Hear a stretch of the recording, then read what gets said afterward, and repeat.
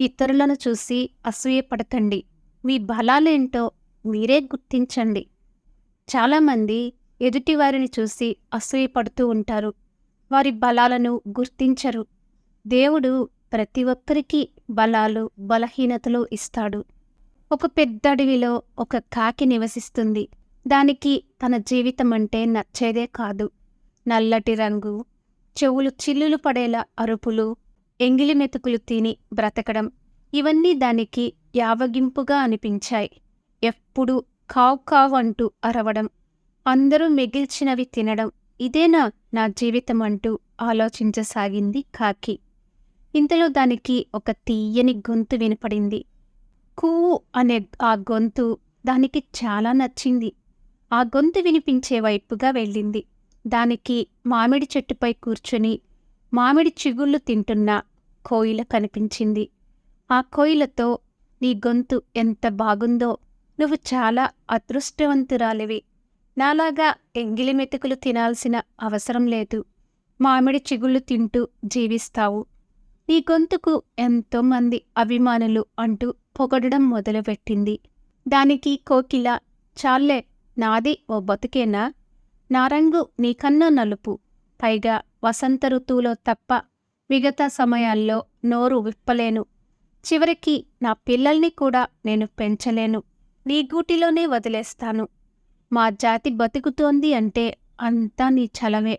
నాతో పోలిస్తే ఆ చిలకమ్మ జీవితమే గొప్పది అంటుంది కోయిల. కోకిల మాటలు విని కాకి చిలకను చూసేందుకు వెళ్ళింది. జామ చెట్టు మీద కూర్చుని జామ పండు తింటూ కనిపించింది పచ్చని చిలకమ్మ. కాకి ఆ చిలుకతో, చిలకమ్మ, నువ్వు ఎంత అందంగా ఉన్నావు. నీ రంగు ఎంత చక్కగా ఉందో. నీ అందం ముందు ఏదైనా దిగదుడిపే. నేను నీ అంత అదృష్టవంతురాలని కాదు అంటూ పొగిడింది. దానికి చిలక, చాల్లే, ఊరుకో, నాది ఓ బతికేనా? ఏ వేటగాడుకో దొరికానంటే పట్టుకుపోయి సంతలో అమ్మేస్తాడు, పంజరంలో బంధిస్తాడు. నా రంగే నాకు శాపం. నాకన్నా నెమలి జీవితమే బాగుంటుంది. అది చూడటానికి ఎంతో అందంగా ఉంటుంది. నచ్చిన చోటల్లా తిరుగుతుంది అని చెప్పింది. ఇక కాకి నెమలిని చూసేందుకు ఎగురుకుంటూ పోయింది.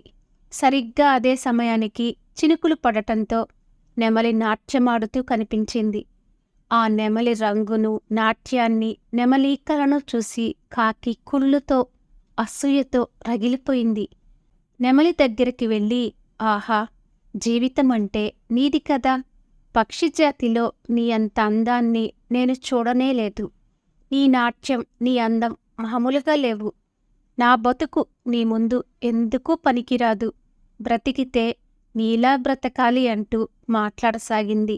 దానికి నెమలి, ఆపమ్మా ఓ కాకమ్మ, నాది ఓ బతుకేనా? నేను నాట్యం చెయ్యాలంటే వర్షం పడాలి. ఇక నా ఈకలు నా ప్రాణానికే ముప్పు తెచ్చిపెడుతున్నాయి. వీటికోసం ఎంతోమంది నన్ను వేటాడుతున్నారు. ఇక నా శరీరాన్ని వండుకు తినేందుకు ఎంతమంది ఎదురుచూస్తున్నారో. మీకు ఇలాంటి సమస్యలేవీ లేవు. నిన్ను ఎవరూ పట్టుకోవడానికి ప్రయత్నించరు. నువ్వు స్వేచ్ఛగా తిరగొచ్చు, నచ్చింది తినచ్చు. నీలా బ్రతికే అవకాశం నాకు లేదు. దినదిన గండంగా రోజూ బ్రతకాల్సిందే అంటూ కన్నీరు పెట్టుకుంది నెమలి. అప్పుడు గాంధీ కాకికి తన జీవితమేంటో అర్థం కాలేదు. పక్షుల్లో ఏ పక్షి కూడా తనంత స్వేచ్ఛగా జీవించడం లేదని అర్థం చేసుకుంది. తన రంగు, తన రూపు, తన గొంతే ఎవరినీ తనకు హాని తలిపెట్టకుండా కాపాడుతున్నట్టు అర్థమైంది. తన జీవితమే బాగుందని, మిగతా పక్షులన్నీ దినదిన గండంగా బ్రతుకుతున్నాయని భావించి సంతృప్తిగా ఎగిరిపోయింది. ఇంకెప్పుడు తన గురించి తాను చులకనగా మాట్లాడుకోలేదు. ఇది కేవలం కాకికే కాదు, మన మనుషులకు వర్తిస్తుంది. మన పక్కింటి వాళ్ళనో ఎదురింటి వాళ్ళనో చూసి కుళ్ళిపోయే బదులు దేవుడు మనకిచ్చిన జీవితంలోనే ఆనందాన్ని వెతుక్కోవడం మంచిది. ప్రతి మనిషికి దేవుడు ఏదో ఒక బలహీనతతో పాటు కొన్ని బలాలను కూడా అందిస్తాడు. మీ బలమేంటో మీరు తెలుసుకోండి. మీ జీవితంలో ఉన్న ప్లస్ పాయింట్లను ప్రతిసారి తలుచుకోండి. అప్పుడు మీ జీవితం కూడా మీకు అందంగా కనిపిస్తుంది. Thank you for watching. For more interesting videos, please like and subscribe our channel.